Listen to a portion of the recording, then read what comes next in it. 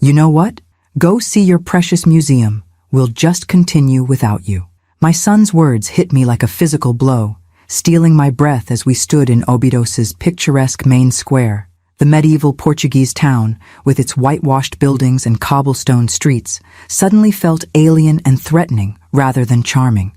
Nathan, you can't be serious, I stammered, searching my son's face for any hint that this was a poorly conceived joke. We're in a foreign country. I don't speak Portuguese. I don't even know the name of our next hotel.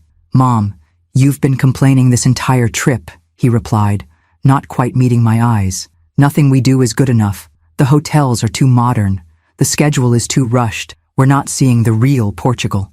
I just suggested we might visit this small museum I read about, I said, my voice smaller than I intended. It wouldn't take more than an hour. An hour we don't have, Elise, my daughter-in-law, interjected. She stood beside our rental car, designer sunglasses perched on her perfect nose, scrolling through her phone with deliberate disinterest. We have reservations at that coastal restaurant I told you about, the one with 10,000 Instagram tags. If we don't leave now, we'll miss our slot. God forbid we miss a photo opportunity, I muttered, immediately regretting the comment when I saw Nathan's expression harden. That's exactly what I'm talking about, Mom. The constant passive-aggressive remarks. Elise has spent weeks planning this itinerary, and you've done nothing but criticize. The unfairness of his statement stung like a slap. I had been nothing but grateful for the invitation to join them in Europe. A dream I'd put off for decades while raising Nathan alone after his father left, while working 2 jobs to put him through college, while supporting his early career with babysitting his children whenever called upon. Even after David, my second husband, passed away 3 years ago, I'd focused on being helpful, unobtrusive, appreciative, but something in me, something new and unfamiliar, refused to accept this characterization. That's not true, and you know it, I said, standing straighter despite the weight of my 67 years. I've been accommodating every step of this trip. I've gone along with Elise's schedule without complaint, even when it meant rushing through places I've waited my entire life to see, just so she could get the perfect lighting for her social media posts. Nathan's jaw tightened, the same expression he'd had as a stubborn teenager. Whatever, Mom, we're leaving. You want to see your precious, authentic Portugal? Here's your chance. He turned and walked toward the car.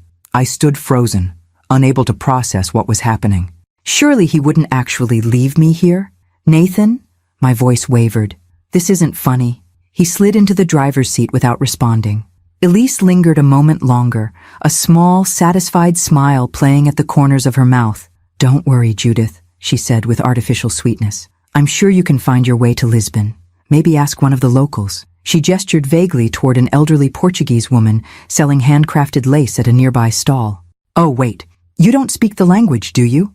Well, I'm sure you'll figure something out. She got into the passenger seat, and I watched in disbelief as they closed the doors. The engine started. Surely this was just a scare tactic? They wouldn't actually drive away? Through the open window, I heard Elise's voice, not bothering to lower her volume. Vamos ver como ela volta. Let's see how she gets back. Nathan's laugh joined hers as the car pulled away from the curb. I stood in stunned silence as they drove down the narrow street and disappeared around a corner. For a moment I couldn't move, couldn't think, couldn't breathe. This couldn't be happening. My own son couldn't have just abandoned me in a foreign country where I didn't speak the language, didn't know anyone, had no idea how to get to our next destination. But he had. Panic surged through me, a wave of dizzying fear that made my knees buckle.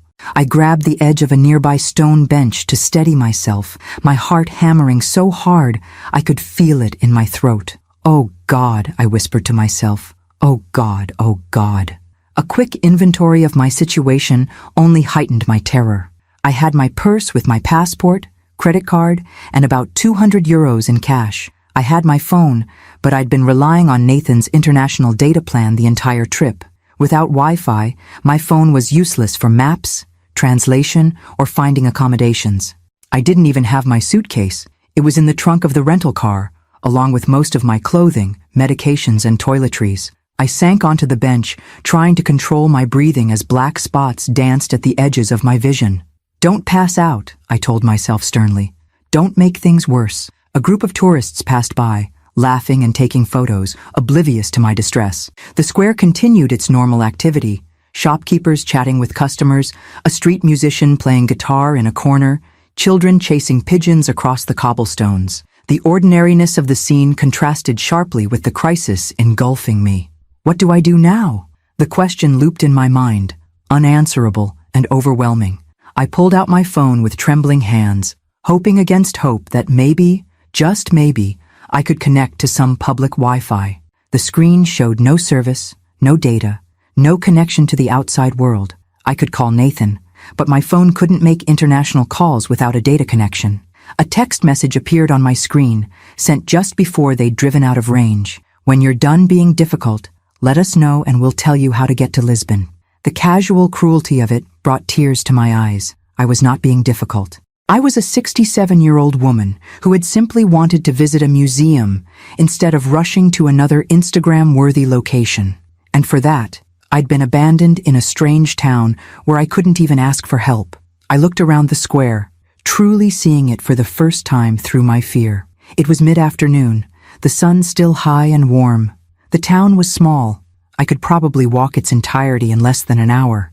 Surely there would be a hotel, a police station, someone who spoke English. With effort, I forced myself to stand, to take a deep breath, to think logically through my panic. The first step was finding someone who could help me, someone who spoke English, a hotel concierge perhaps, or a tour guide. As I gathered my courage to approach one of the shopkeepers, my eye caught a small sign in a cafe window, free Wi-Fi, a lifeline. If I could get online, I could find accommodations, look up transportation options, maybe even book a taxi to take me to Lisbon. I walked to the cafe on unsteady legs, pushing open the door with more force than necessary. Inside, the space was cool and dim after the bright sunlight, the air fragrant with coffee and pastries. A few tables were occupied by tourists and locals, most staring at their phones or engaged in quiet conversation. Posso ajudar? The young man behind the counter greeted me with a smile. I'm sorry, I don't speak Portuguese, I said, my voice thin with stress. Do you speak English? His smile faltered slightly. Little English, yes. Wi-Fi? I pointed to the sign in the window. Password? Ah, SIM. He brightened, understanding. He pointed to a chalkboard behind the counter where the Wi-Fi name and password were written. Thank you, I said, relief washing through me at this small victory. And, coffee please? Café? He confirmed. Espresso?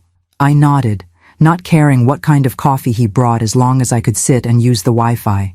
I found a small table in the corner and fumbled with my phone, hands still shaking as I entered the password. Please work. Please work. I silently begged. The Wi-Fi connected. Another small victory.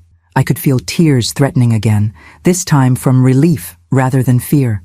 The barista brought my espresso, tiny and dark in a white porcelain cup. I thanked him with what I hoped was a normal smile, not wanting to alarm him with my obvious distress. Now what? I had connection to the outside world, but what was my plan? Call Nathan and beg him to come back for me? Try to find my own way to Lisbon? Look for a hotel here in Abados for the night? Each option seemed impossible in its own way. The humiliation of calling Nathan after he'd so deliberately abandoned me was almost unbearable to contemplate. Finding my way to Lisbon, a city I'd never visited, over 80 kilometers away, seemed overwhelming in my current state. And staying here meant admitting that I was truly on my own, that my son had actually left me behind with no intention of returning promptly. I sipped the espresso, its bitterness matching my thoughts. 3 years of widowhood had taught me self-reliance in many ways, but nothing had prepared me for this kind of abandonment. David would never have allowed such a thing. David would have been outraged at Nathan's behavior, but David wasn't here. No one was here. Just me, a woman who had spent her entire life taking care of others, now forced to take care of herself in the most extreme circumstances. The espresso steadied me somewhat, its caffeine cutting through the fog of panic. I opened my Maps app and downloaded the offline map of Portugal, something I should have done at the beginning of the trip. I opened my browser and searched for hotels in Abados. There were several, ranging from luxury pousadas to modest guest houses. As I scrolled through the options, a notification appeared on my screen. A text from Nathan. Mom, don't be ridiculous. Just take a taxi to Lisbon. We'll pay for it when you get here. The dismissive tone ignited something new inside me. Not fear, not panic, but anger. Pure, clarifying anger. My fingers hovered over the keyboard as I considered my response. After a moment I typed, "I'm safe. Don't worry about me. Enjoy your Instagram dinner." Then I turned off notifications from both Nathan and Elise, set my phone down, and took another sip of espresso. The bitter liquid tasted different now, like resolve, like the first decision I'd made for myself in a very long time. I would not be rushing to Lisbon today. I would not be begging my son to rescue me from a situation he had deliberately created. I would figure this out on my own. First hotel, I murmured to myself, scrolling through options again. Then food. Then, we'll see. The simple act of making a plan, of taking control of my situation instead of surrendering to panic, steadied me further. I was still afraid, still hurt, still alone in a foreign country, but I was no longer paralyzed by these facts. I was Judith Palmer, 67 years old, widowed, abandoned, but not broken. Not yet. The cafe owner watched me with increasing concern as I hunched over my phone, researching accommodation options with grim determination. After my third espresso, ordered through a combination of pointing and smiling, he approached my table. "Problem?" he asked in halting English, gesturing to my phone and my clearly distressed state. I hesitated, embarrassment washing over me. How could I explain that my own son had abandoned me in a foreign town as some sort of punishment for wanting to see a museum? The humiliation was almost as overwhelming as the fear, but I needed help, and pride had no place in survival. "My family," I began, searching for simple words. "They left, in car." I mimicked driving away. "I need hotel, for tonight." His eyes widened in disbelief. "Família deixou você? Sozinha?" He switched back to Portuguese in his shock, then caught himself. "Family left you? Alone?" I nodded, fighting back tears that threatened to spill over. Saying it out loud made it real in a way that sitting alone with my panic hadn't. The young man's expression shifted from confusion to indignation. "Not good," he said firmly. "Not good family." He pointed to himself. "Miguel, I help." Relief flooded through me at this small kindness. "Judith," I responded, touching my chest. "Thank you." Miguel pulled out his phone and made a quick call, speaking rapid Portuguese that I couldn't begin to follow. After a brief conversation, he turned back to me with a smile. "My tia, aunt, she has guest house, small room available, clean, safe, good price." He showed me a photo on his phone of a narrow building with blue shutters and flower boxes. "Not expensive hotel, but good." "That looks perfect," I said sincerely. "How far?" Miguel pointed across the square. "There, 3 minutes." The proximity was another relief. In my current state, I wasn't sure I could manage navigating to a distant location. "I take you," Miguel offered, glancing at the nearly empty cafe. "João can watch cafe. 5 minutes only." Before I could protest, he called to an older man sitting at the counter, presumably João, who nodded and moved behind the counter. Miguel gestured for me to follow him. Outside, the afternoon sun was starting its descent, casting longer shadows across the cobblestones. The air was warm and scented with flowers from the planters that adorned many of the whitewashed buildings. Under different circumstances, I would have found it charming. We crossed the square, Miguel shortening his stride to match my slower pace. My legs still felt unsteady, adrenaline and caffeine creating a jittery sensation that made walking a conscious effort. "American?" Miguel asked as we walked. "Yes," I confirmed. "From Boston." "Ah, Boston," he grinned. "Celtics, Red Sox." Despite everything, I found myself smiling at his enthusiasm. "Yes, exactly." "Why family leave you?" he asked, his direct question catching me off guard. I sighed. How to explain the complex dynamics that had led to this moment? "Disagreement," I said simply. "They were angry. They left." Miguel shook his head disapprovingly. "Not good. Family not leave old mother." He immediately looked horrified at his own words. "Sorry, not old. Not old." Under different circumstances, his mortification might have been comical. "It's okay," I assured him. "I am old. And you're right. Family shouldn't leave anyone." We arrived at a narrow building that matched the photo he'd shown me. A hand-painted sign reading Casa de Maria hung beside the door. Miguel knocked, and moments later, The door was opened by a woman in her early 60s with salt and pepper hair pulled back in a practical bun. She wore a simple blue dress with a white apron and had the same warm eyes as Miguel. "Tia Maria," Miguel said. "This is Judith, from Boston." He added something in Portuguese, presumably explaining my situation. Maria's expression transformed from polite inquiry to outrage as Miguel spoke. She responded rapidly in Portuguese, her hands gesturing emphatically.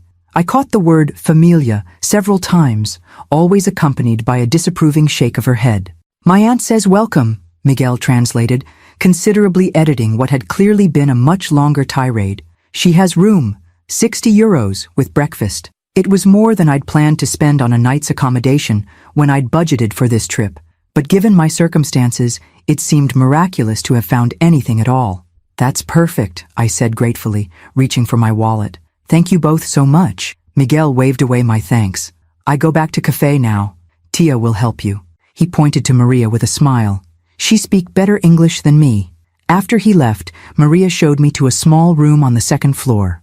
It was simple, but immaculate, with a wrought iron bed, crisp white linens, and a window overlooking a tiny courtyard filled with potted lemon trees. The bathroom was compact, but spotlessly clean, with a shower, toilet, and pedestal sink. "Is good?" Maria asked, watching my face anxiously. "It's lovely," I assured her. "Perfect." She nodded, satisfied. "You hungry? Thirsty?" The question made me realize I hadn't eaten since breakfast. With all the panic and confusion, hunger had been the least of my concerns. But now that she mentioned it, my stomach felt hollow. "Yes, actually. Is there somewhere nearby I could get dinner?" Maria made a dismissive gesture. "I make dinner. Simple, but good. You rest now. Dinner at 7. She pointed to a small desk in the corner where an electric kettle sat with some tea bags and instant coffee packets. "Tea, coffee, help yourself." Before I could protest that she didn't need to feed me, she had left, closing the door softly behind her. Alone in the quiet room, I sank onto the bed, the events of the day crashing over me like a wave. My own son had abandoned me in a foreign country. I was in a stranger's home, in a town I'd never planned to stay in. I had no luggage, just the clothes I was wearing and whatever was in my purse. The absurdity of the situation struck me suddenly, and to my surprise, a laugh bubbled up, slightly hysterical, but a laugh nonetheless. If my students could see their proper organized history teacher now, I'd always been the one with contingency plans, the one who brought extra band-aids and rain ponchos on field trips, the one who had backup lessons prepared in case the projector failed.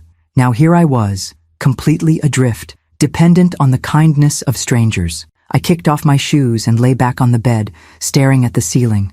Exhaustion washed over me, the adrenaline that had kept me functioning finally ebbing away. My eyelids grew heavy, and despite the unfamiliar surroundings, despite the trauma of the day, sleep claimed me within minutes. I woke to soft knocking and Maria's voice calling, "Senora Palmer? Dinner ready." Disoriented, I sat up quickly, momentarily confused by the unfamiliar room. Then reality crashed back. Nathan, the abandonment, Miguel, Maria's guest house. "Coming," I called, my voice hoarse with sleep.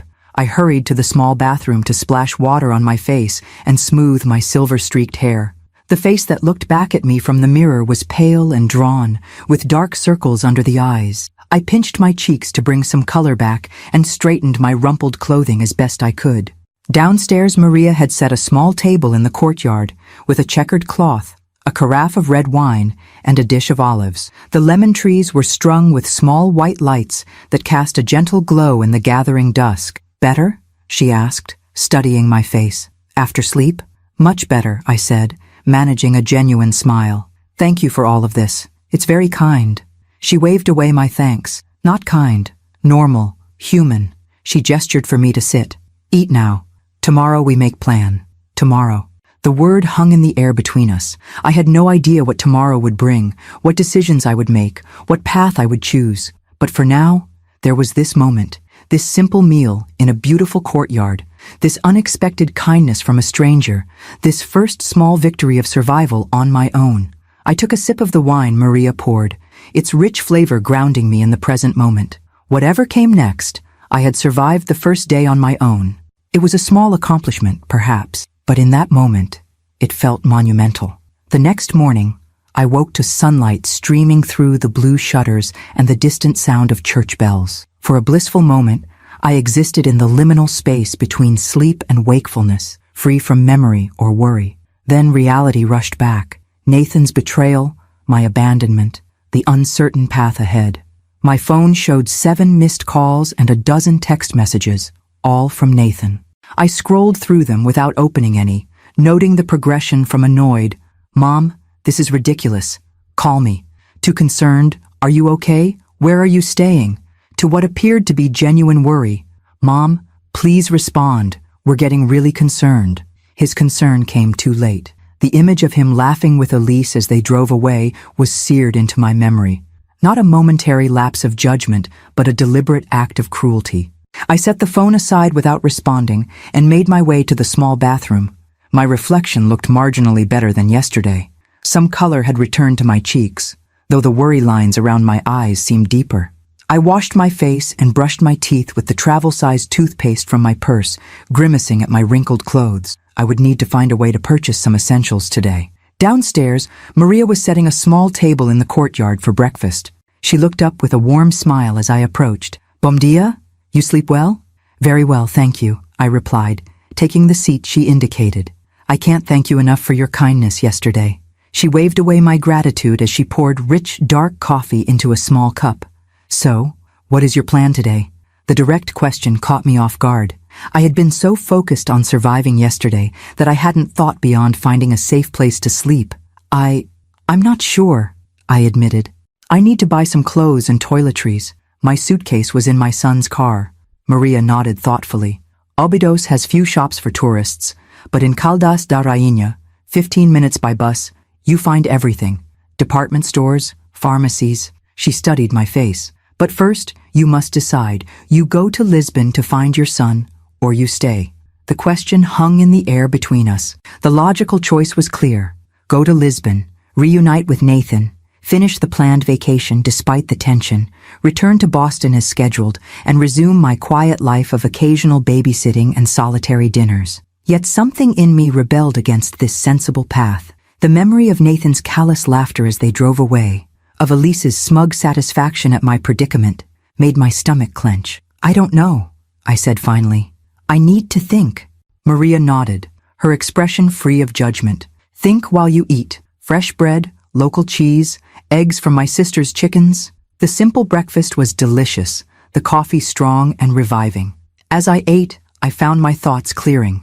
The panic of yesterday had receded, replaced by a simmering anger and, more surprisingly, a tentative sense of possibility. What if I didn't go to Lisbon? What if, instead of chasing after my ungrateful son, I charted my own course? The idea was both terrifying and exhilarating. I had my passport, credit card, and some cash. I was in good health. I spoke no Portuguese, but could manage basic English communication. I had no pressing responsibilities back home. No pets to feed, no plants to water, no appointments that couldn't be rescheduled. What I didn't have was courage. Or did I? Hadn't I already survived being abandoned in a foreign country? Hadn't I found accommodation, food, even a moment of connection in this lovely courtyard? "There is bus to Caldas at 10:30, Maria said, interrupting my thoughts. "If you want to buy things, I can show you where to catch it." I checked my watch. 9:15. "That would be very helpful, thank you." "And your son?" she asked gently. "You will call him?" I sighed, the weight of maternal obligation pressing against my newfound resolve. "I should at least let him know I'm safe." Maria nodded approvingly. "Yes, let him worry a little. Not too much. Then decide what you want." What I want, the phrase echoed in my mind. When was the last time I had truly considered what I wanted, independent of others' needs or expectations? After breakfast, I composed a brief text to Nathan. "I am safe and have found accommodation in Óbidos. Taking time to think about next steps. We'll be in touch." His response came immediately. "Thank God. We were about to call the embassy. Where are you staying? We'll come get you right away." No apology. No acknowledgement of what they'd done. Just the assumption that I would fall back into line, grateful for their rescue. I typed back, "No need. I'm fine where I am." Then, after a moment's hesitation, I added, "What you did was cruel and dangerous. I need some time." I turned off the phone before I could see his response, unwilling to let his reaction influence my next decisions. Maria walked me to the bus stop, pointing out landmarks along the way so I could find my way back. Bus returns every hour until 8 p.m., she explained. Last stop is in front of the market. You cannot miss it. The bus was nearly empty when it arrived. Just a few elderly locals and a young couple with backpacks who appeared to be Australian or New Zealand tourists. I paid the driver with cash, relieved that this simple transaction required no Portuguese on my part. As the bus wound its way through the Portuguese countryside, I pressed my forehead against the cool glass of the window, watching olive groves and vineyards pass by.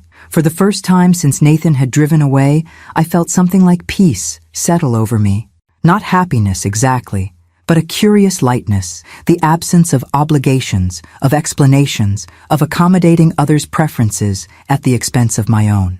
Caldas da Rainha turned out to be a charming small city with a bustling central market and shops lining the main streets. I located a department store where I purchased 2 changes of clothes, underwear, and a small bag to carry them. At a pharmacy, I found travel-sized toiletries and a few basic cosmetics. The transactions were conducted with minimal verbal communication, pointing, smiling, nodding, but I managed. Sitting at a cafe with a sandwich and sparkling water, I turned my phone back on to check the time. Nathan had called 4 more times and sent a barrage of texts ranging from concerned to angry. "Mom, this isn't funny. We've contacted the hotel in Abidos. They haven't seen you. Are you trying to punish us? Because it's working. Elise is upset. She says you're ruining the trip." The last one made me laugh out loud, drawing curious glances from nearby tables. Elise was upset. Elise, who had orchestrated my abandonment in a foreign town, who had laughed as they drove away, was upset that I wasn't falling in line with her perfect Instagram vacation.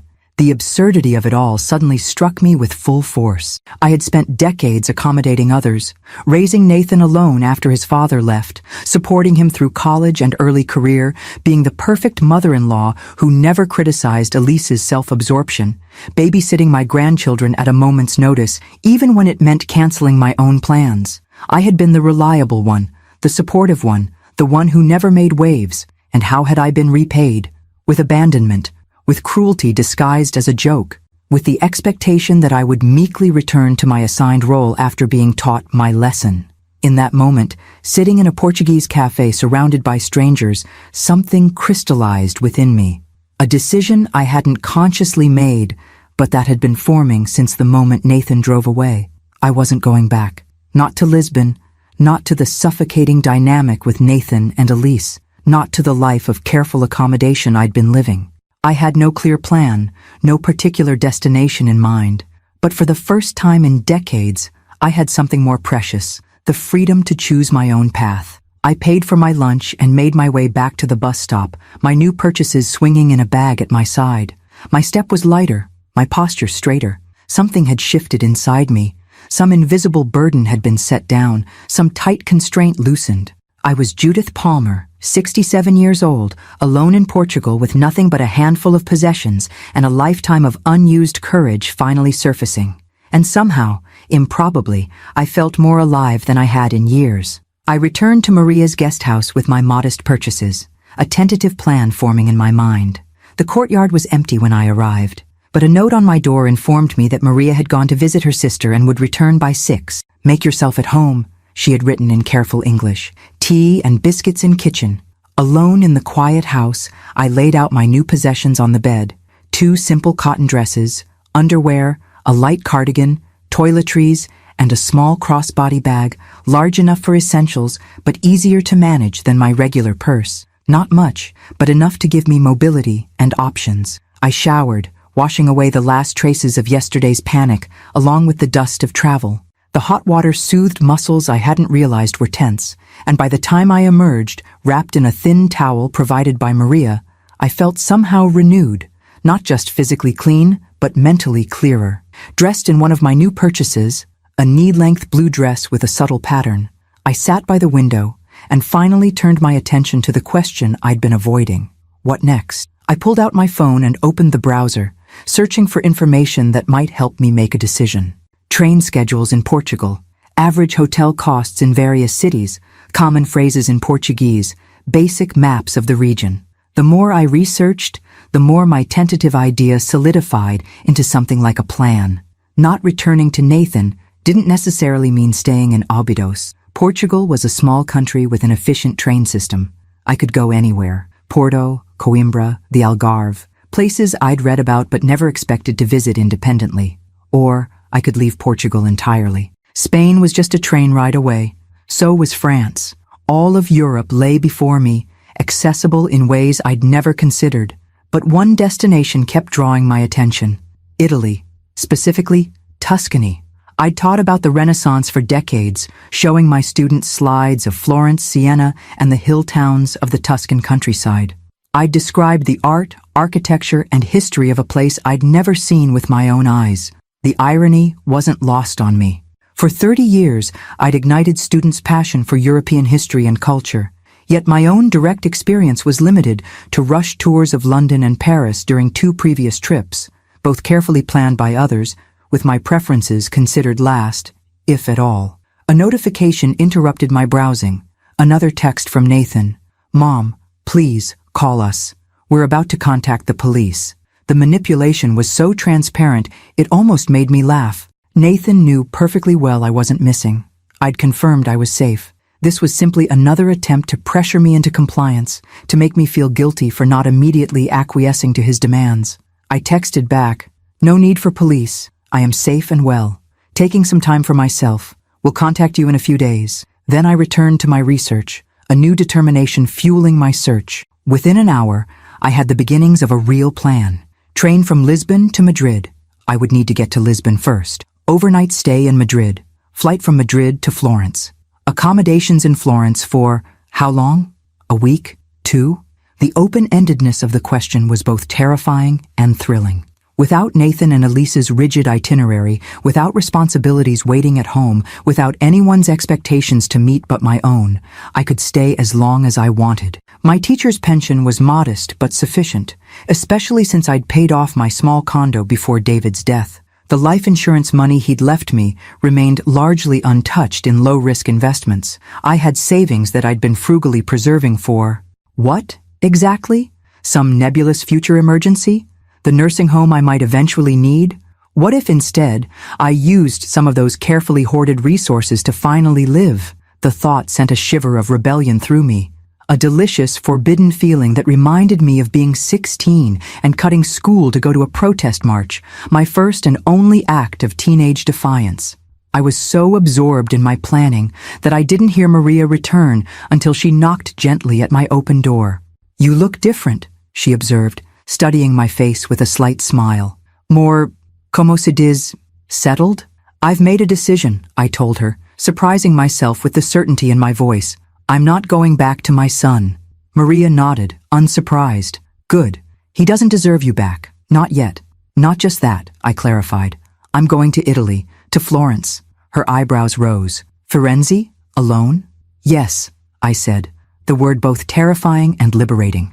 "I've taught about Renaissance art and history for 30 years. I've always wanted to see it properly, not rushed through in a guided tour." "Brave," Maria said, genuine admiration in her voice. "Very brave." Was it brave or merely reckless? At 67, with no Italian language skills and no previous solo travel experience, was I setting myself up for disaster?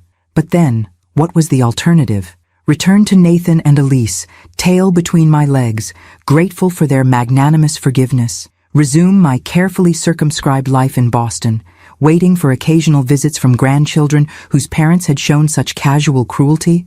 No. Whatever risks lay ahead, they paled in comparison to the certainty of regret if I retreated now. "I'll need to get to Lisbon," I said, thinking aloud, "for the train to Madrid."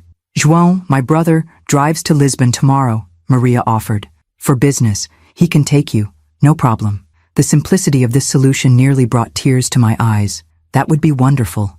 I can pay him, of course." Maria waved this away. "Family price. Very cheap." She hesitated, then added, "You will tell your son? Where you go?" I considered the question carefully. Part of me wanted to disappear without a trace, to let Nathan wonder and worry as punishment for his abandonment. But the more mature part, the part that had raised him, loved him despite his flaws, taught him about consequences and responsibility, knew better. "Yes, I decided. Not the details, but enough that he knows I'm safe, that this is my choice. Maria nodded approvingly. Good. Not for him, for you. Clean conscience. After she left to prepare dinner, I composed a final message to Nathan. I've decided to continue traveling on my own for a while. I am safe and have everything I need. This is my choice, not a cry for help or an attempt to punish you. I need time and space to think about what happened and what it means for our relationship. I'll be in touch when I'm ready. Please respect my decision. I hesitated over the send button, a lifetime of maternal accommodation making me doubt my resolve. Then I remembered his laughter as they drove away, leaving me alone and afraid in a foreign country. I pressed send, then turned off notifications from both Nathan and Elise. Whatever guilt-inducing, manipulative responses they might send, I didn't need to see them. Not now, when my newfound courage felt so fragile, so tentative. That evening, I joined Maria and her brother João for dinner in the courtyard. The simple meal of grilled fish, roasted vegetables, and local wine was more satisfying than any of the expensive restaurants Nathan and Elise had chosen for our authentic Portuguese experience. João, a barrel-chested man in his early 70s with a booming laugh and twinkling eyes, agreed readily to drive me to Lisbon the next day. I leave at 8:30, he said, in accented but clear English. Perfect time to avoid traffic. You will be in Lisbon before lunch. As darkness fell and the small white lights strung among the lemon trees cast a gentle glow over the courtyard, I felt a curious sense of peace settle over me. Tomorrow I would leave this unexpected sanctuary. Tomorrow I would truly strike out on my own. But tonight, surrounded by the kindness of strangers who had become something like friends, I allowed myself to simply be present, to enjoy the food, the wine, the warm night air, the gentle conversation that flowed around and included me despite our language differences. For the first time since Nathan had driven away, I felt not just resignation or determination, but actual happiness, a small, fragile flame of joy that I cupped carefully in my hands, protecting it from the winds of doubt and fear that still gusted through my mind. I was leaving tomorrow, not returning, but departing, a distinction that felt profoundly meaningful as I sipped my wine and listened to the night sounds of Óbidos filtering through the ancient stone walls. The morning dawned clear and warm, a perfect late spring day in Portugal. I'd slept surprisingly well, my decision to forge ahead on my own apparently agreeing with my subconscious, even as occasional doubts still flickered through my waking mind.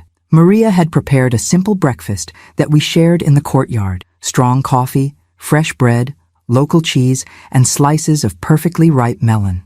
João arrived as we were finishing, declining coffee, but accepting a glass of fresh orange juice. Ready for adventure?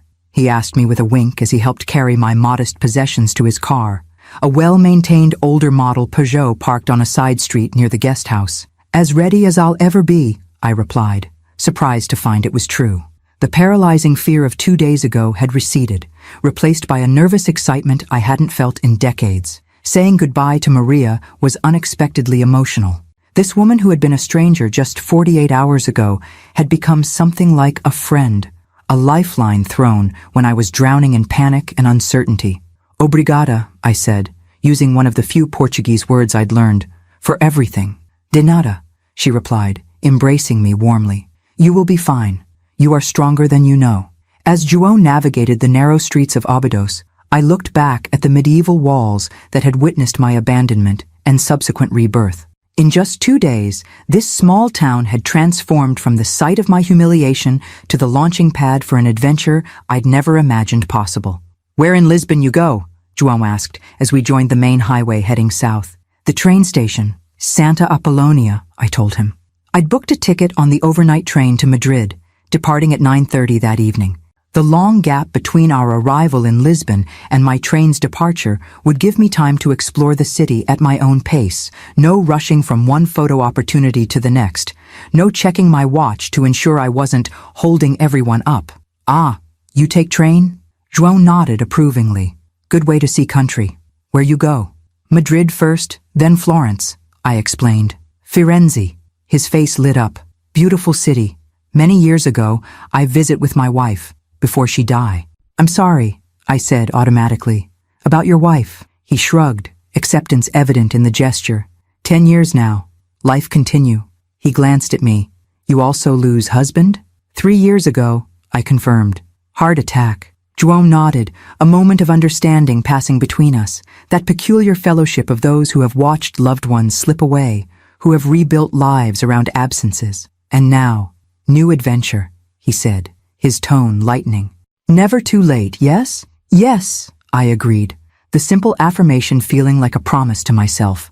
Never too late. The drive to Lisbon took just under 2 hours, during which João proved to be excellent company, pointing out landmarks, sharing stories about growing up in Portugal during the dictatorship, asking thoughtful questions about my life in Boston.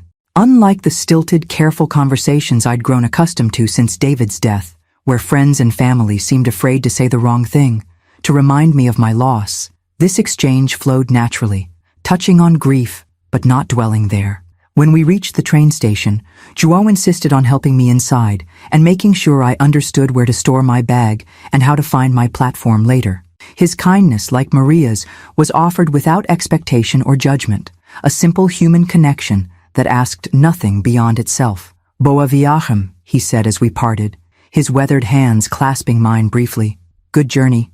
Thank you, I replied, meaning it in ways that went beyond the ride he'd provided. For everything.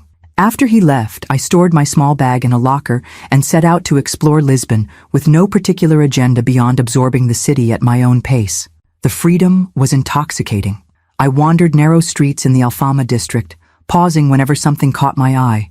An elaborately tiled facade, a small shop selling handcrafted items, a cafe with a view that demanded lingering.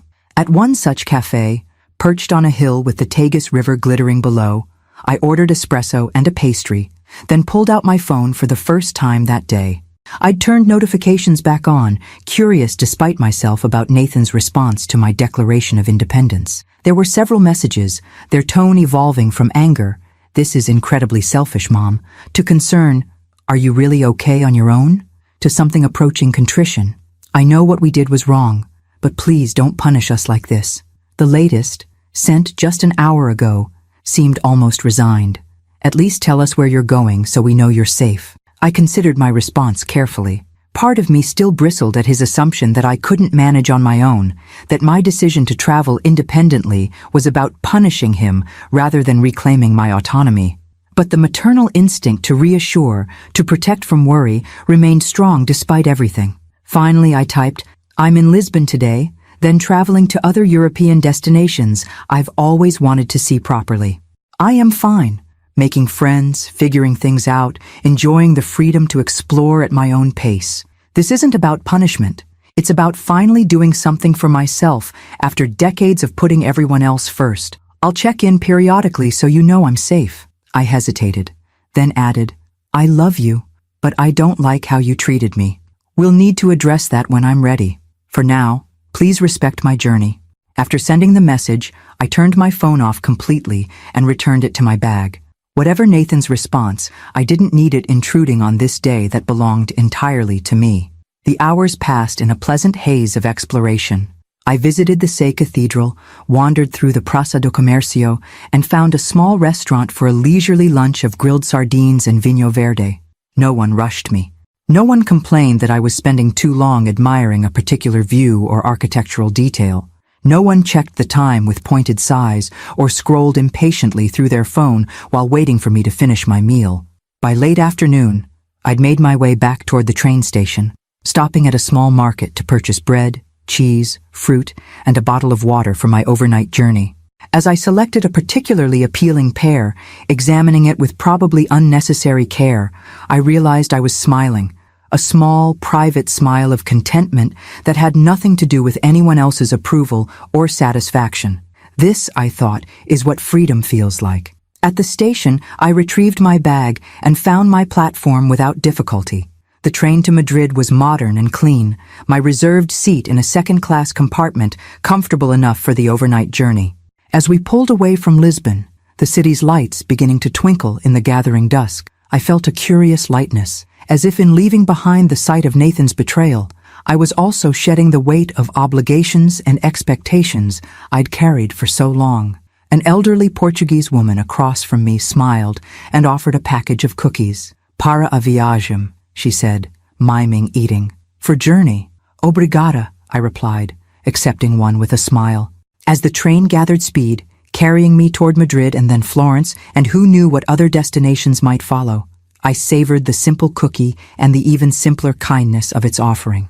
My journey had just begun, but already I was discovering a world more generous, more accessible than I had dared to imagine in my careful, circumscribed life. The countryside slipped past in deepening shadows, Portugal receding behind me with each click of the rails. Ahead lay Spain, Italy, and the unwritten story of who Judith Palmer might become when she finally, belatedly, claimed the right to her own adventure.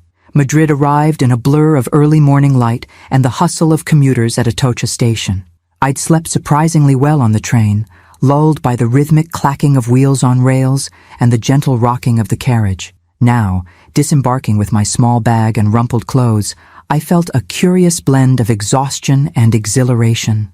I navigated the station with relative ease, following signs to the metro and purchasing a ticket with my rudimentary Spanish, another language I'd taught about but never properly learned. The ticket agent's rapid-fire response lost me completely, but his pointing finger provided sufficient direction. My flight to Florence wasn't until late afternoon, giving me several hours to explore Madrid. I found a cafe near the station for breakfast, ordering café con leche tostada with more confidence than I felt. When the waiter responded with a barrage of Spanish, I simply smiled and nodded, ending up with exactly what I'd wanted, plus a small glass of fresh orange juice. Small victories, I thought, sipping the perfectly made coffee. 2 days ago, ordering in a foreign cafe would have seemed an insurmountable challenge. Now it was merely the first of many small hurdles I would clear on this journey. After breakfast, I stored my bag in a station locker and set out to explore. With no agenda beyond absorbing the city, I wandered from the grandeur of Plaza Mayor to the elegant gardens of Retiro Park, pausing whenever something caught my interest. I purchased a small sketchbook and pencil from a stationery shop, surprising myself by sitting on a park bench and attempting to capture the scene before me. Children playing near a fountain, elderly men engaged in animated conversation, a young couple lost in each other's eyes. The drawing was amateurish at best, but the act of creating it, of truly seeing my surroundings rather than merely glancing at them, felt profoundly satisfying. When had I last drawn anything? Not since college, certainly, where I'd taken art history courses that required visual analysis through sketching. Somewhere along the way, that small pleasure had been set aside, deemed frivolous or time-consuming in a life increasingly defined by efficiency and obligation. Muy bonito, commented an elderly man who paused near my bench, nodding toward my sketch. Gracias, I replied, feeling my cheeks warm at the unexpected attention. No es muy bueno. He shook his head, disagreeing with my self-deprecation. Es honesto, he said, tapping his heart. From here, not here. He pointed to his eyes, then made a motion like a camera. I understood his meaning immediately, that my simple sketch, however technically imperfect, contained something authentic that a mere photograph might miss. The observation touched me deeply, validating not just my amateur drawing, but, in some way, this entire improbable journey. By mid-afternoon, I made my way back to the station, retrieved my bag, and took the metro to the airport. The process of checking in, navigating security, and finding my gate proceeded without incident, further evidence that I was more capable than Nathan, or I myself, had given me credit for. The flight to Florence was brief, just over 2 hours, but as the plane began its descent, my heart rate accelerated with a mixture of anticipation and apprehension. This was it, the city I'd taught about for decades, the epicenter of Renaissance art and architecture, the place whose history I knew intimately, but whose reality I had never experienced. And I was arriving alone, without reservations beyond the first 2 nights at a small hotel I'd booked from Madrid, without a guided tour or a detailed itinerary, without even a command of the language beyond a handful of phrases gleaned from an app I'd downloaded in the airport. What was I thinking? The question reverberated as I collected my bag and followed signs toward ground transportation. The exhaustion of travel was catching up with me, along with a rising tide of self-doubt. I was 67 years old, alone in a foreign country where I didn't speak the language, with no concrete plans beyond a couple of nights' accommodation. Was this adventure or merely foolishness? Signora, you need taxi? The question came from a middle-aged man in a neatly pressed uniform, standing near the exit with a clipboard. Yes, please, I replied, relief washing over me at this small assistance. Hotel Alessandra on Borgo Santi Apostoli. He nodded, making a note on his clipboard. Very good hotel, in historic center. Follow me, please. I trailed him to a line of waiting taxis, where he spoke rapidly to a driver before opening the rear door for me, with a small flourish. Enjoy Firenze, signora. Most beautiful city in world. The drive from Florence's small airport to the historic center took about 25 minutes, during which I pressed my face to the window like an eager child, drinking in my first glimpses of the city I described to countless students over the years. The late afternoon light bathed ancient buildings in a golden glow that softened their edges and heightened their majesty. When we crossed the Arno River, the iconic Ponte Vecchio visible just downstream, tears sprang unexpectedly to my eyes. I was here. I was actually here, seeing with my own eyes what I'd only known through photographs and art history texts. The taxi navigated increasingly narrow streets before stopping in front of a modest entrance with a small brass plaque reading Hotel Alessandra. The driver helped me with my bag and pointed to an intercom beside the door. Ring for reception, he explained. They send elevator for you. I thanked him, paid the fare plus a small tip, and watched as he drove away, leaving me standing alone on a Florentine street as the evening shadows lengthened. For a moment panic threatened, the same overwhelming fear I'd felt when Nathan drove away in Portugal. But I breathed deeply and pressed the intercom button. Buonasera, Hotel Alessandra, a cheerful female voice responded. Hello, I said. I have a reservation, Judith Palmer. Ah, Signora Palmer, yes, we expect you. Come up, please. A buzzer sounded, and I pushed open the heavy door to find a tiny elevator, really just a converted dumbwaiter, waiting to carry me to the hotel lobby on the 3rd floor. The ancient contraption creaked alarmingly as it ascended, but delivered me safely to a reception area that was as warm and welcoming as it was modest. Benvenuta a Firenze, greeted a smiling young woman behind the desk. Welcome to Florence, Signora Palmer.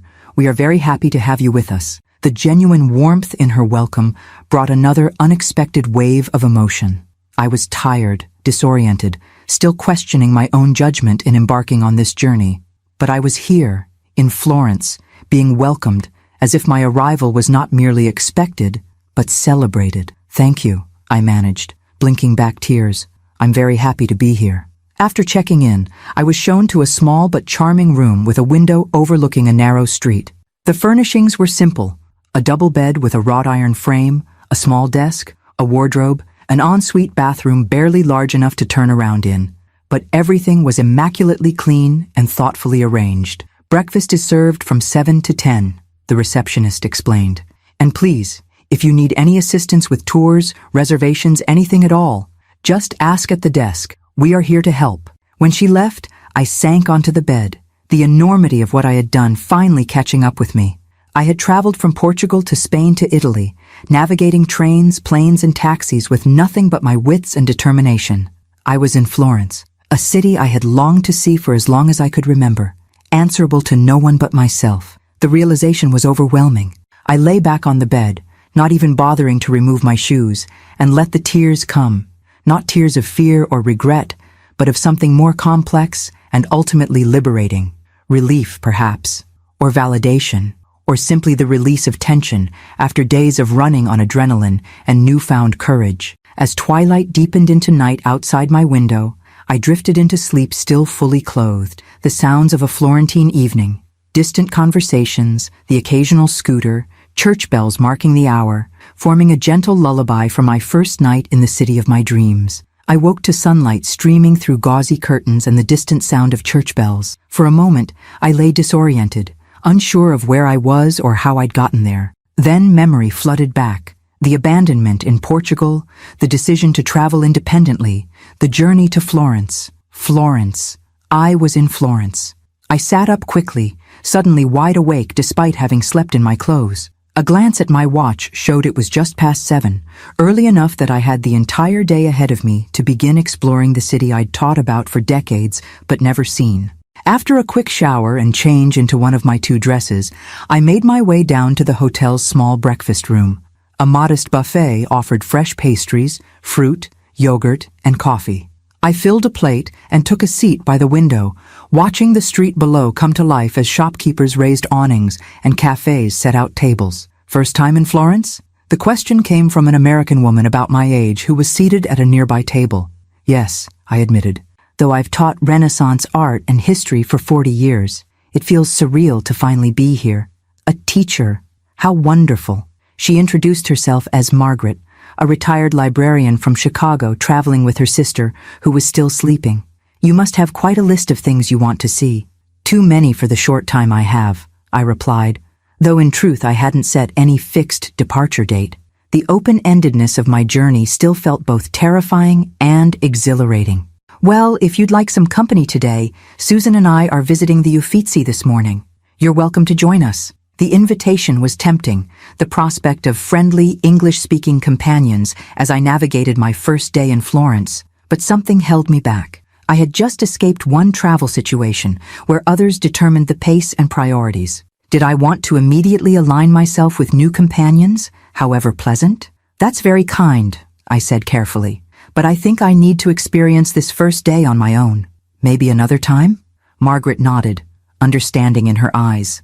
Of course. Sometimes solitude is the best way to really see a place. She scribbled on a napkin and handed it to me. Here's my email if you change your mind or want to meet up later in your stay. I tucked the napkin into my purse, genuinely touched by the gesture. Thank you. After breakfast, I consulted with the helpful receptionist, who marked a simple walking route on a map that would take me to the Duomo, then the Piazza della Signoria, and finally the Ponte Vecchio. For first day, these three. Very good introduction to Firenze, she assured me. Tomorrow, perhaps museums. I can help with reservations. Armed with my map, a bottle of water, and a sense of wonder, I set out into the Florentine morning. The narrow streets opened occasionally into small piazzas, each with its own character.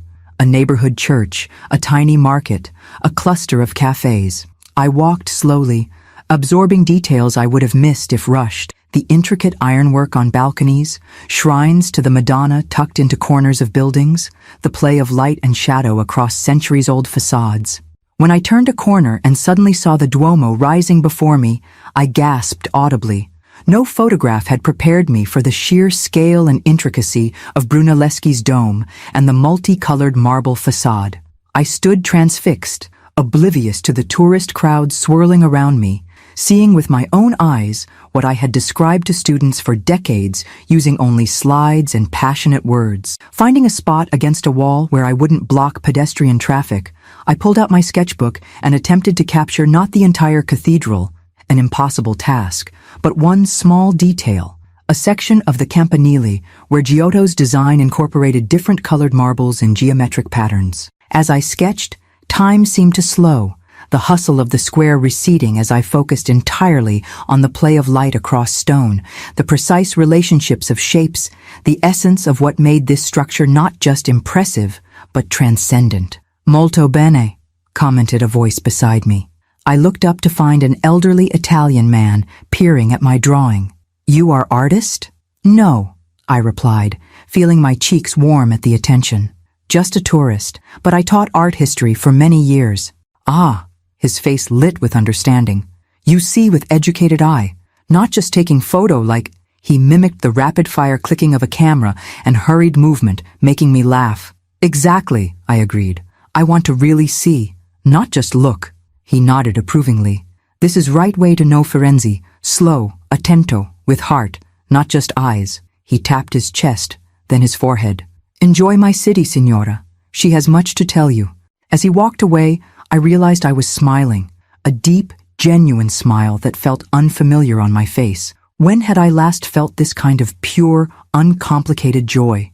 This sense of being exactly where I should be, doing exactly what I wanted to do? I continued my exploration, moving from the Duomo to the Piazza della Signoria, where copies of famous sculptures, including Michelangelo's David, stood in the open air, much as they had during the Renaissance. I sat at a cafe on the edge of the square, ordering an espresso and a small pastry, content to simply observe the flow of life in this historic space. My phone buzzed in my purse, the first time I'd thought to check it since arriving in Florence. Several messages from Nathan showed on the screen, their tone evolving from anger to concern, to something approaching contrition. Mom, this has gone far enough. Tell us where you are. We're worried about you. This isn't like you. Please just let us know you're safe. I'm sorry for what happened in Portugal. We were wrong. Please come back. The final message, sent just an hour ago, caught me by surprise. If you really want to do this, at least tell us where you are so we can stop worrying. Progress, I thought wryly. Not acknowledgement that I had every right to travel independently, but at least recognition that I might actually want to do so. I considered my response carefully, then typed, I'm in Florence, Hotel Alessandra. I am safe and happy. Will check in every few days, but need this time for myself. After sending the message, I turned my phone off and returned it to my purse. Whatever Nathan's response, it could wait. This day, this perfect, sun-drenched Florentine day, belonged to me alone. I continued to the Ponte Vecchio, the ancient bridge lined with jewelry shops that spanned the Arno River. Leaning against the stone railing at the center of the bridge, I gazed at the water flowing beneath, at the buildings lining the riverbanks, at the distant hills beyond the city. A sense of profound contentment washed over me. Not happiness exactly, which seemed too active an emotion, but a deep, quiet joy that felt like coming home to myself after a long absence. In that moment, standing on a bridge that had witnessed centuries of human drama, I understood with sudden clarity why I had needed this journey. It wasn't just about seeing Florence or asserting my independence. It was about reclaiming the woman I had been before life's obligations and accommodations had slowly erased her. The passionate teacher, the curious mind, the soul capable of being moved to tears by beauty. That woman hadn't disappeared when Nathan drove away in Portugal. She had been there all along, waiting patiently to emerge when I finally found the courage to set her free. Days melted into a week, then two, as Florence wrapped me in its Renaissance embrace. I fell into a rhythm that felt both novel and natural. Early mornings spent at quiet cafes with my sketchbook, days exploring museums and churches at my own deliberate pace, evenings watching the sunset from different vantage points around the city. I'd moved from the Hotel Alessandra to a small apartment I'd found through the receptionist's cousin, a tiny but charming space in a 16th century building near Santo Spirito, across the Arno in the less touristy Oltrarno district. The rental was month to month, a flexibility that suited my still undefined plans. My apartment had a minuscule kitchen where I learned to prepare simple Italian meals from ingredients purchased at the neighborhood mercato. The daily ritual of selecting fresh produce, practicing my growing Italian vocabulary with patient vendors, and carrying my treasures home in a woven market bag became one of my unexpected pleasures. I'd settled into a pattern of checking my phone every few days, sending brief updates to Nathan, still in Florence, visited the Uffizi today, all is well, and occasionally responding to Susan's increasingly infrequent inquiries about when I might return to Boston. The urgency of these communications had diminished as weeks passed, and it became clear that I was neither in danger nor having a nervous breakdown, just choosing a different path than expected. On this particular morning, a Tuesday in late June, warm but not yet oppressively hot, I had settled at my favorite cafe in the small piazza near my apartment. The owner, Giorgio, greeted me by name and brought my usual order without being asked, caffè macchiato and a small cornetto. Buongiorno, Signora Judith, he said, setting down my breakfast with a flourish. Beautiful day, yes? Bellissimo, I agreed, my accent still terrible but my vocabulary expanding daily. I opened my sketchbook to a fresh page, intending to capture the ancient wellhead in the center of the piazza, when a voice spoke from nearby. You have improved since the Duomo. I looked up to find the elderly Italian man who had commented on my drawing that first day in Florence. He stood beside my table, leaning slightly on a walking stick, his eyes twinkling with recognition. You remember, I said, surprised and touched that he would recall our brief encounter from weeks ago. Of course. The American teacher with the artist's eye. He gestured to the empty chair across from me. May I join you? My old legs need rest, please, I said, closing my sketchbook. I'm Judith. Antonio, he replied, lowering himself carefully into the chair. Antonio Ricci. Giorgio appeared immediately, greeting Antonio with the warm familiarity of long acquaintance. They exchanged rapid Italian that I couldn't follow, resulting in an espresso being placed before Antonio moments later. You are still in Firenze? Antonio observed, after taking a sip of his coffee. No quick tourist visit for you. No, I agreed. I've extended my stay. Ah, he nodded, as if this explained everything. Firenze has captured you. This happens, especially to those who truly see. There was something about Antonio's directness, his lack of superficial pleasantries, that invited honesty. I was supposed to be on a family vacation, I found myself explaining. My son and his wife, we had a disagreement. They left me behind in a small town in Portugal. Antonio's bushy white eyebrows rose in surprise, then drew together in disapproval. Left you? Alone? Yes. The admission still stung, though less sharply than before. They thought I would immediately call and beg them to come back for me. Instead, I decided to travel on my own. Brava, he said simply, his approval warming me more than I'd expected. Very brave. Or very foolish, I said with a self-deprecating smile. I'm 67, with no travel experience and limited language skills. Antonio waved this away as irrelevant. Courage is not absence of fear. Courage is fear but doing anyway. He studied me with keen eyes that missed nothing. You were teacher of what subject? History, I replied. Specifically Renaissance art and history. His face lit with genuine delight. Perfetto. And now you see with your own eyes what you taught for many years. Exactly. It's overwhelming sometimes, in the best possible way. We fell into easy conversation about art, history, travel, life. Antonio, I learned, was 72, a retired professor of literature who had taught at the University of Florence for 4 decades. A widower for 15 years, he divided his time between his apartment in the city and a small country property in the hills outside Montepulciano, where his family had produced wine for generations. Nothing grand, he assured me. Small production, traditional methods. My nephew manages now, but I help during harvest. As we talked, I found myself more engaged and animated than I had been in conversations for years. Antonio listened attentively, asked insightful questions, and offered observations that revealed both intelligence and wisdom. There was no checking of watches, no glancing at phones, no subtle signals of impatience or boredom that I'd grown accustomed to in interactions with Nathan and Elise. When Giorgio brought our second round of coffee, Antonio asked if I'd visited the Brancacci chapel yet. When I admitted I hadn't, he shook his head in mock dismay. Masaccio's frescoes, essential, revolutionary use of perspective and light. You cannot truly understand Florentine Renaissance without seeing. He glanced at his watch. It is open now, not far from here. Perhaps. The invitation hung in the air between us, not presumptuous, simply offered. I found myself nodding before I'd consciously decided. I'd like that, I said, if you're sure it's not an imposition. Imposition? He looked genuinely puzzled. To share great art with someone who will appreciate?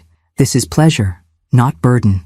We finished our coffee and set off at a leisurely pace that accommodated both his walking stick and my inclination to absorb details rather than rush from one site to the next. As we walked, Antonio pointed out architectural features and historical details I might have missed. The stone tabernacles at street corners, the family crests embedded in building facades, the subtle differences in construction techniques across centuries. The Brancacci chapel, housed within the larger church of Santa Maria del Carmine, was quiet when we arrived, with only a handful of visitors. Antonio led me to a specific spot where the light illuminated Masaccio's Expulsion from Eden to best advantage. Look, he said softly, the first truly human figures in Renaissance art, not idealized, not symbolic, real people with real grief. I gazed at the fresco, seeing with fresh eyes what I'd only known through photographs, the raw emotion on Eve's face, the despair in Adam's posture, the revolutionary naturalism that had helped launch the Renaissance. Tears pricked unexpectedly behind my eyelids. It's extraordinary, I whispered.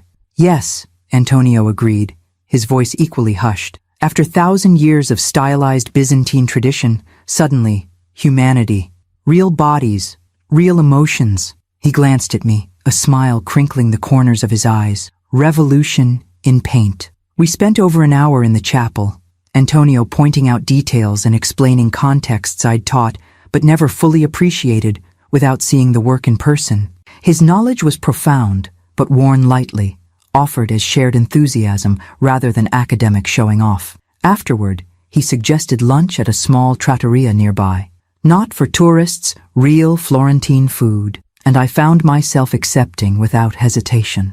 Over plates of pappardelle with wild boar ragout and glasses of Chianti, our conversation ranged widely from art to literature to our respective experiences teaching.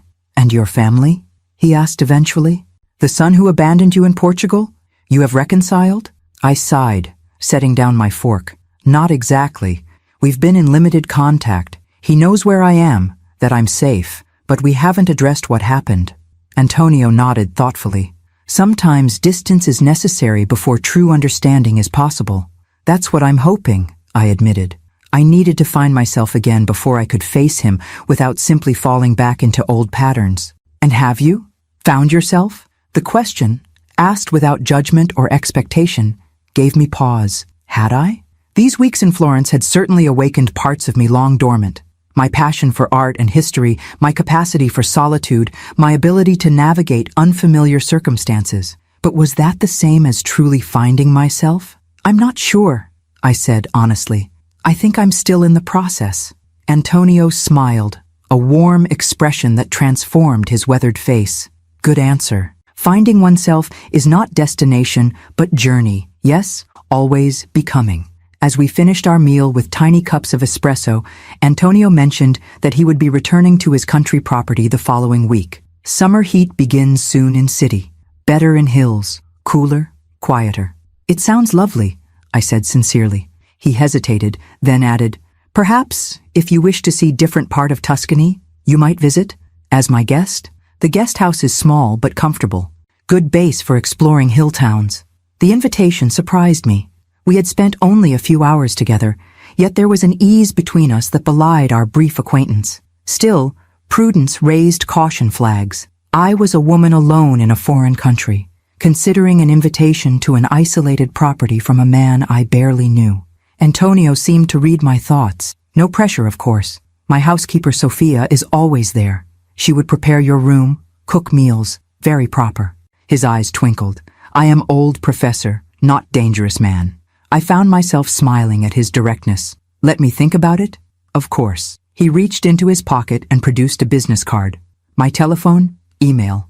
Decision is yours." As we parted outside the trattoria, Antonio took my hand briefly. "Thank you for sharing Masaccio with me today. Seeing great art through fresh eyes is gift." "Thank you for showing me," I replied. "Your insights made it so much more meaningful." Walking back to my apartment in the golden afternoon light, I turned the unexpected invitation over in my mind. The countryside around Montepulciano was indeed supposed to be spectacular, and I had considered exploring beyond Florence eventually. But was I ready to accept such an invitation? To trust not only Antonio, whose integrity I sensed but couldn't prove, but also my own judgment, so recently shaken by Nathan's betrayal? I slipped Antonio's card into my purse, neither accepting nor rejecting the possibility it represented. Like so much on this journey, the decision didn't need to be made immediately.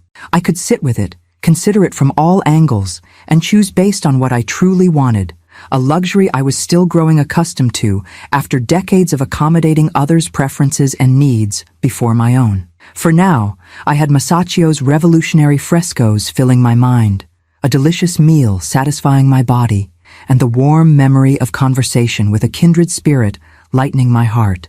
It was more than enough for one remarkable day in my still unfolding renaissance. The next week passed in a pleasant blur of museum visits, leisurely walks, and increasingly confident interactions in my limited but growing Italian. Each morning, I woke to sunlight filtering through my apartment's shutters and the distant sounds of Florence coming to life, church bells, delivery trucks, conversations drifting up from the street below. Antonio's invitation lingered in my thoughts, neither dismissed nor accepted. I found myself weighing the possibilities from all angles. The countryside would be a welcome respite from the growing summer heat and increasing tourist crowds in Florence. Montepulciano and the surrounding hill towns were on my list of places to visit. The presence of a housekeeper alleviated safety concerns. But beneath these practical considerations lay deeper questions. Was I ready to accept hospitality from someone who was still essentially a stranger? Did I trust my own judgment after the shock of Nathan's betrayal had so recently undermined my confidence? And was there something more to this invitation? Not romance exactly, but the potential for a connection I wasn't sure I was prepared to navigate. On a particularly warm morning, I took my coffee to the tiny balcony overlooking the street, Antonio's business card in hand. The elegant simplicity of the cream-colored card with its embossed lettering seemed to reflect the man himself, refined without pretension, traditional, yet unpretentious. My phone buzzed inside the apartment, the distinctive pattern I'd assigned to Nathan's calls. I sighed, setting down my coffee to retrieve it. Our communications had settled into a pattern. Brief text updates from me every few days, occasional calls from him that I sometimes answered, sometimes didn't, depending on my emotional reserves.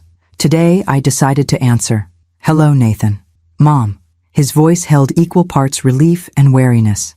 "I was beginning to think you were avoiding my calls. Sometimes I am," I admitted, a frankness that would have been impossible before Portugal. "Sometimes I need space." He was silent a moment, absorbing this uncharacteristic directness. "How are you?" he finally asked, his tone softer. "I'm well.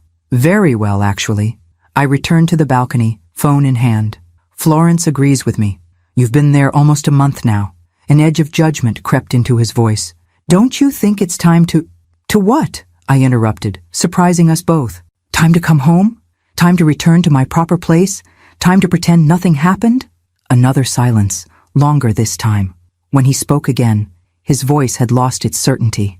I was going to say, "Time to let us know your plans," but I hear how that sounds now. Progress, I thought. Small, but real. "I don't have specific plans, Nathan." I watched an elderly Italian woman carefully selecting tomatoes at the small grocery across the street, the mundane scene suddenly precious in its ordinariness. That's part of what I'm enjoying, the freedom to decide day by day what I want to do. "That doesn't sound like you," he said, a hint of accusation in his tone. "Maybe it doesn't sound like the mother you knew," I acknowledged, "but perhaps it sounds exactly like the woman I really am, or am becoming." "Mom," he hesitated, clearly struggling. "What happened in Portugal? Elise and we were wrong. We've talked about it a lot since then. It was cruel and dangerous, and I'm deeply ashamed." The apology, however belated, washed over me like cool water. I hadn't realized how much I'd needed to hear these words until they were finally spoken. "Thank you for saying that," I said quietly. "It means a great deal to me." "I want to make it right," he continued. "Tell me how to make it right." The simplicity of his request touched me, but I recognized the pattern. Nathan wanting a clear path to absolution, a defined task that would restore the status quo and relieve his guilt. "It's not that simple," I told him gently. "What happened in Portugal revealed something fundamental about our relationship, about how you see me, and how I've allowed myself to be seen. That can't be fixed with a single gesture or apology." "Then what do you want from me?" A flash of the old impatience colored his question. "Time," I said simply. "Space to figure out who I am, apart from being your mother. And eventually, when I'm ready, a conversation about building a new relationship based on mutual respect rather than obligation and accommodation." "And when will that be?" he pressed. "When will you be ready?" "I don't know yet," I admitted. "But I will come home, Nathan. Just not yet." After we hung up, I sat on the balcony for a long time, turning our conversation over in my mind. Nathan's apology had been genuine, I believed, but his expectation that we could quickly resolve 3 decades of unhealthy dynamics revealed how much work still lay ahead. My gaze fell on Antonio's card, still in my hand. Perhaps what I needed now was not a return to the familiar, but a further step into the unknown, not running away from the past, but moving deliberately toward a future of my own choosing.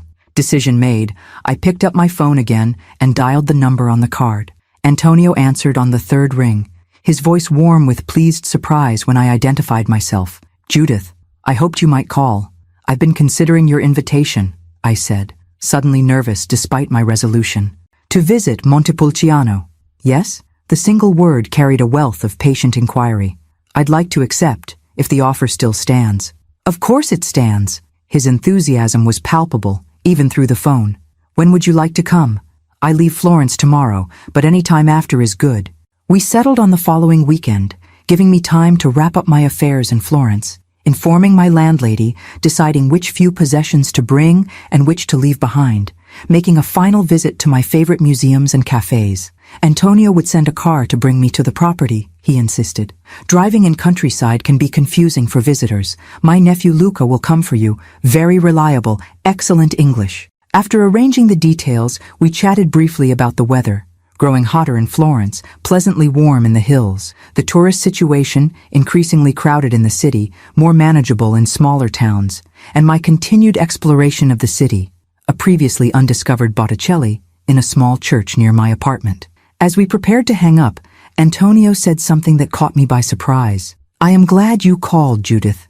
Not everyone recognizes opportunity for new chapter when it appears." The simple observation stayed with me as I began preparations for this next phase of my journey. A new chapter. That's exactly what this was. Not an ending, not an escape, but the deliberate turning of a page to see what might be written next. The next few days passed in a flurry of small tasks and farewell rituals. I had coffee one last time with Giorgio, who insisted on gifting me a small bag of his special roast. "For morning coffee and countryside," he explained with a wink, "so you don't forget Firenze." I visited my favorite museums for final, lingering looks at works that had become like friends.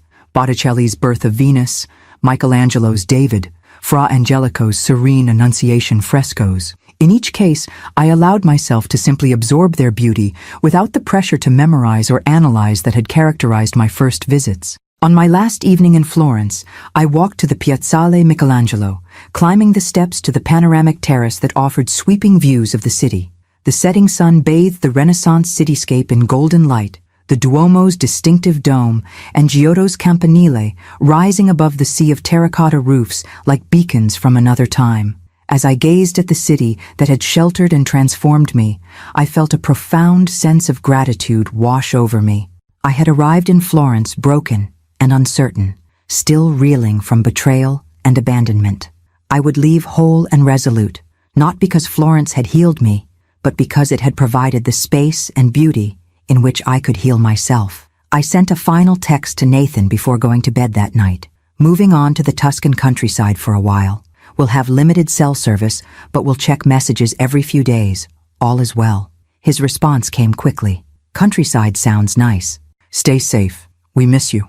The "we" gave me pause. Nathan speaking for himself and Elise, assuming a unity of feeling that I doubted existed.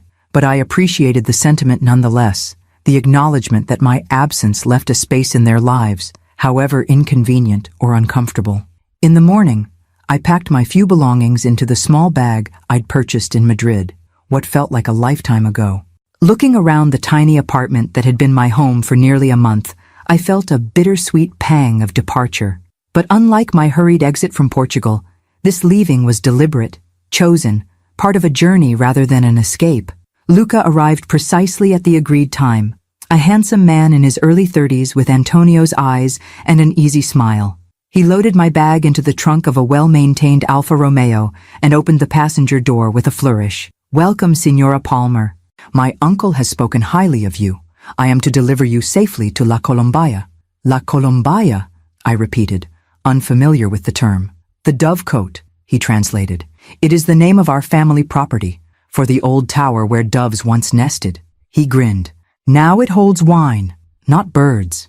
As we drove out of Florence, I watched the city recede in the side mirror, its spires and domes gradually giving way to the gentler landscape of the Tuscan countryside. Ahead lay rolling hills covered with vineyards and olive groves, cypress trees standing like sentinels along winding roads, medieval hill towns crowning distant rises.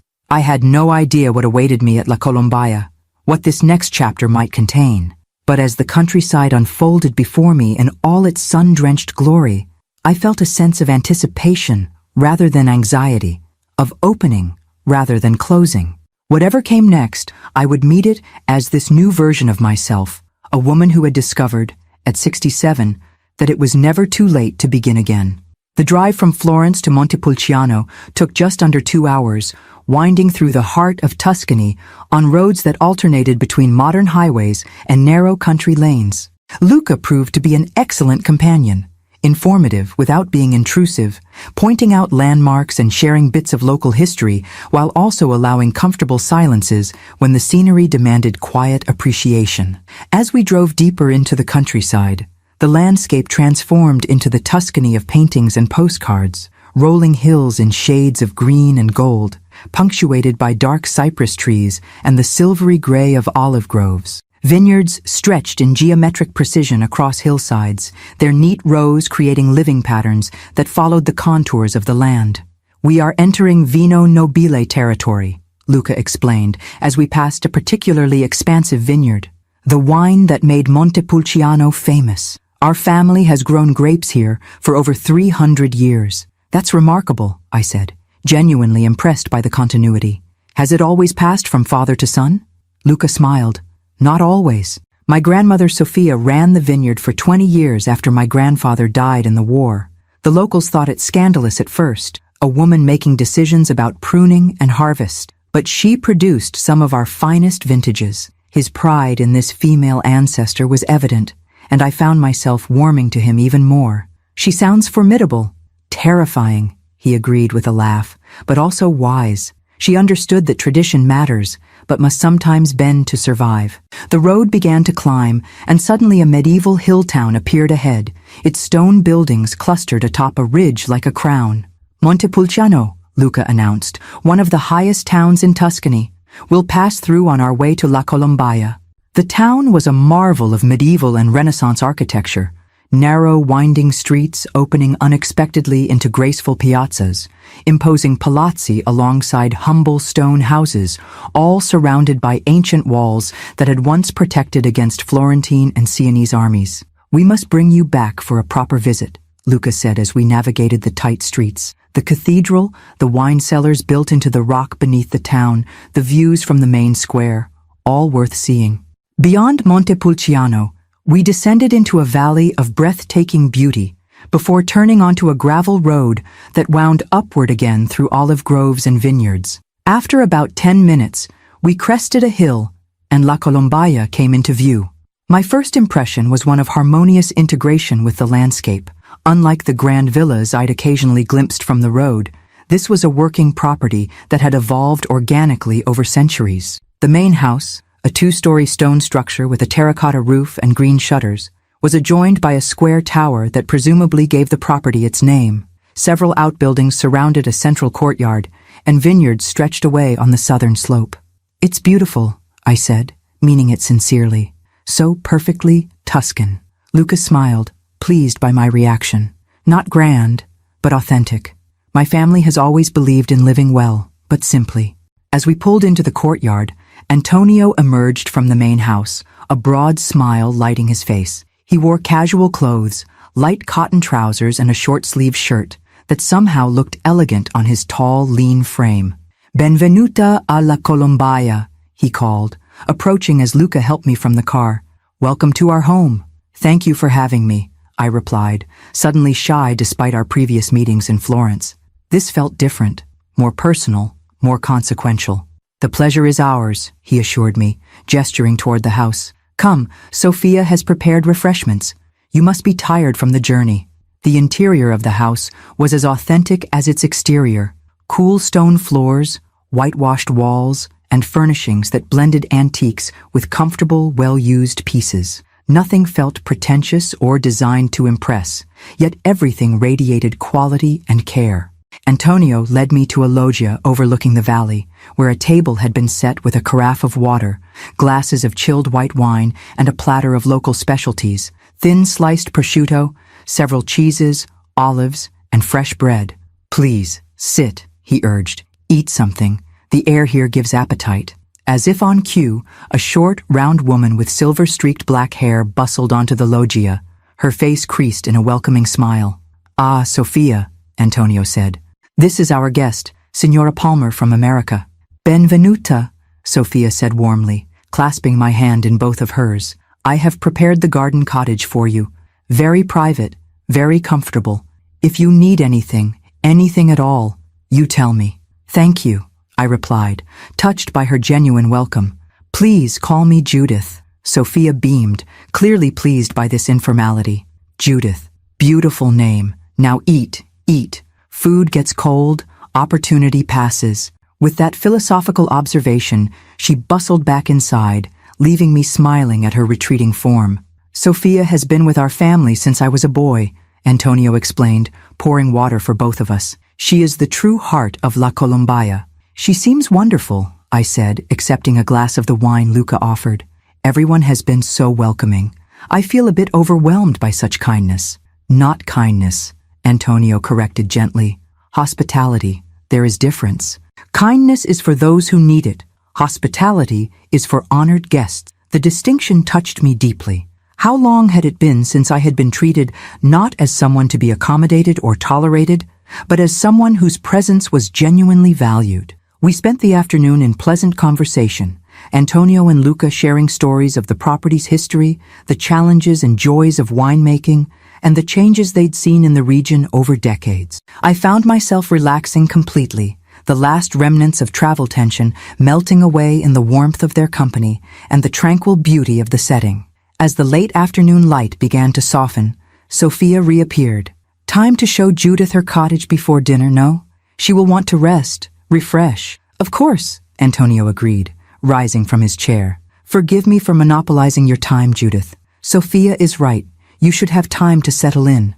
The garden cottage proved to be a small stone building, set slightly apart from the main house, surrounded by lavender bushes and rose trellises. Originally a groundskeeper's dwelling, Antonio explained, it had been renovated into guest quarters with its own entrance and small private garden. Inside, the space was compact but thoughtfully designed.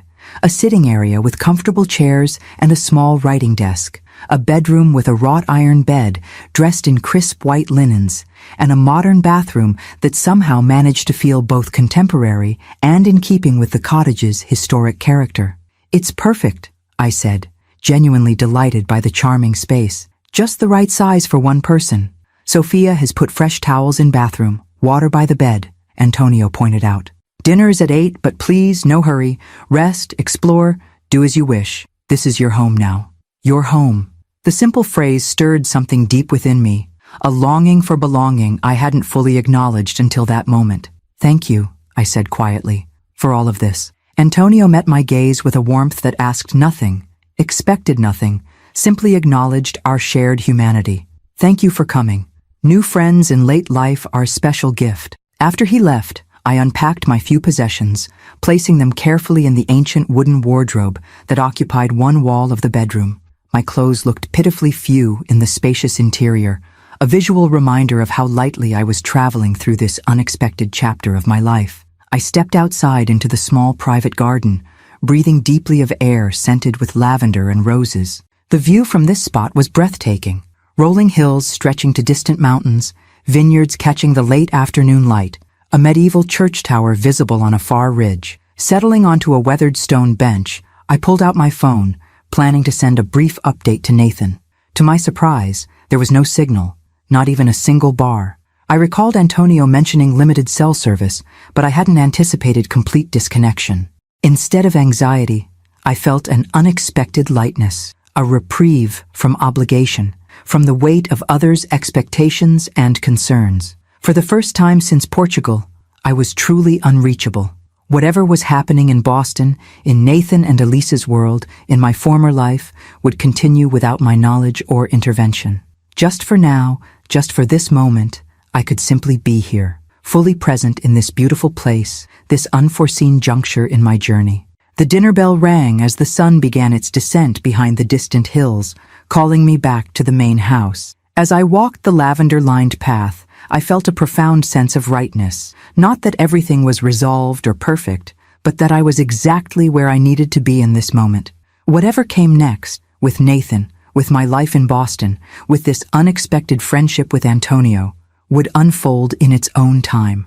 For now, there was this evening, this meal, this continuing discovery of who Judith Palmer might be when freed from the constraints of others' expectations. The woman who had been abandoned in Portugal was gone, transformed by courage and circumstance into someone new, someone who had learned that endings could become beginnings, that loss could open doors to unexpected gifts, that it was never too late to start again.